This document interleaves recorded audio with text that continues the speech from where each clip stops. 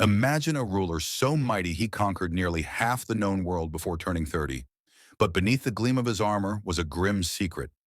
Alexander the Great, hailed as a hero of epic campaigns, carried a side so brutal it's hard to accept. His intimate practices weren't just about passion or attraction. They were about dominance, suffering, and breaking others. In the cities he stormed, women, youths, and even eunuchs endured horrors history books usually hide. Their cries vanished beneath the cheers of his legions. This isn't the polished tale you heard in school. It's the darker truth of what Alexander's empire truly stood on. Stay with us as we uncover the silenced agony of those crushed beneath his reign. But before we begin, don't forget to like this video and subscribe so more hidden stories can be told. Alexander was born in 356 BC in Macedonia, a land famed for its warriors. He was brilliant, taught by the great philosopher Aristotle, and dreamed of becoming a hero like Achilles from the old Greek legends. But even as a youth, he stood apart. His mother Olympias worried he showed little interest in women. She even hired a stunning woman named Kixana to teach him about love. Yet Alexander remained unmoved.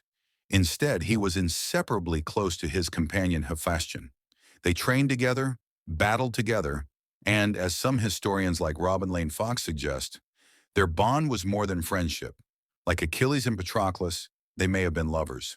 In Macedonia, relationships between boys and older mentors weren't unusual, but grown men pairing off raised eyebrows. Alexander didn't care. When Hephaestion died in 324 BC, Alexander lost control with grief. He refused food, shaved his head, and spent a fortune on a lavish funeral. He even executed the doctor who failed to save him. Was this devotion or possession? One of the most disturbing tales involves Bagoas, a Persian boy who became Alexander's cherished favorite. Bagoas was a eunuch, castrated young so he could serve royalty without fathering heirs. Common in Persia, but horrifying to imagine. After Alexander toppled King Darius III, Bagoas was handed to him like a spoil of war. Handsome and famed for his dancing, Bagoas quickly became indispensable. Ancient writer Quintus Curtius Rufus recounts Alexander publicly kissing him before the army, who roared with applause. Bagoas wasn't merely a companion, he held influence. A man named Orsenes was tortured and crucified because Bagoas whispered against him. Alexander paraded Bagoas like a trophy, showing the world he owned even the bodies of the conquered. Alexander's army didn't just triumph in battles, they shattered lives. When he besieged Tyre in 332 BC, the aftermath was pure devastation. After months of resistance, his troops stormed the city, slaughtered men, and assaulted women. Records from Plutarch state 2,000 men were crucified along the shore as a grim warning. Women and girls were violated, then sold into bondage. Alexander may not have struck the blows himself, but he unleashed his soldiers with no restraint. In Persepolis, a jewel of Persia, Alexander drunkenly burned the royal palace.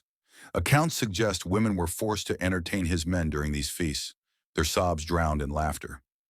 Every victory left shattered families and women treated as plunder. Alexander wed 3 women, though not for affection. Each union was strategy. His first wife, Roxana, a princess of Bactria, was wed to him in 327 BC. Though beautiful, she was chosen for politics.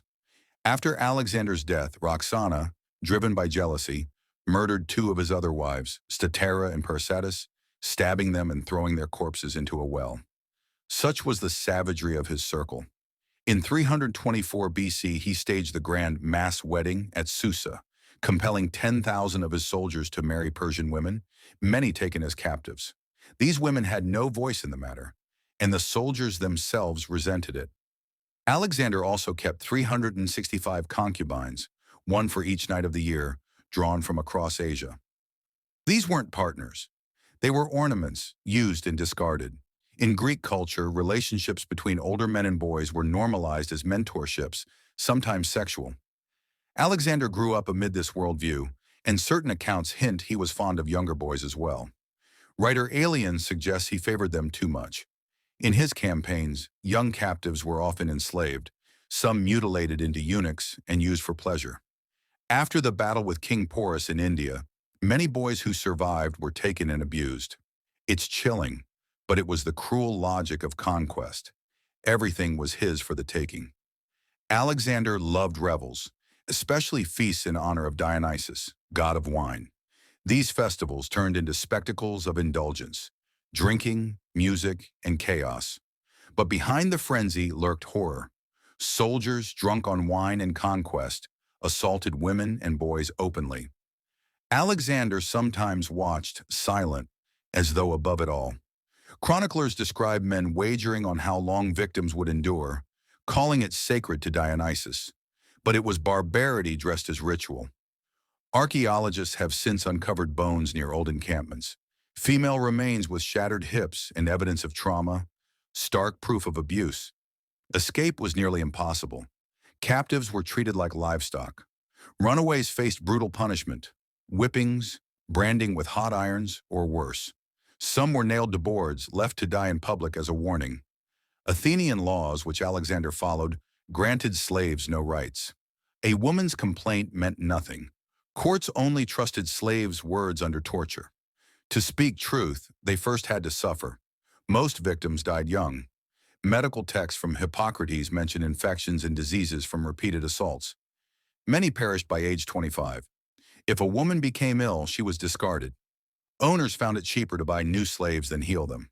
Pregnancies were seen as burdens. Women were forced to abort through poisons, beatings, or heavy labor. Infants born alive were often killed instantly, sometimes by their own mothers to spare them slavery. Archaeologists have unearthed tiny skeletons dumped in drains and ditches, silent echoes of this cruelty.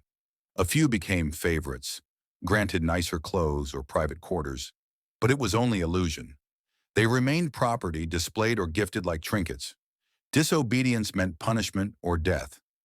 Even privilege was just another chain. In death, they were discarded.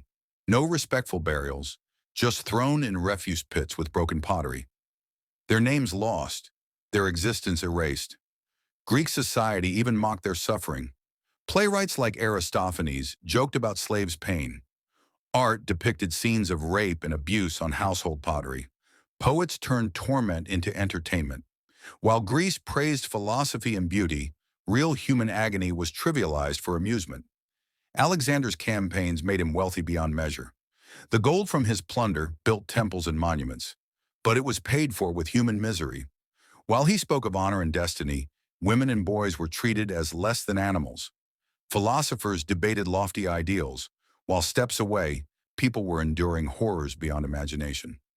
History calls Alexander great, yet seldom mentions this side. Statues glorify him, while the bones of his victims lie forgotten. These women, youths, and eunuchs were people with dreams, fears, and voices silenced by conquest.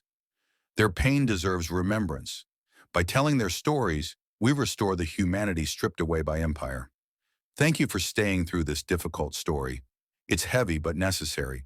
If this moved you, please like, subscribe, and share your thoughts below. What shocked you most? Your support helps us uncover more truths long buried. Together, we can ensure these lost voices are finally heard.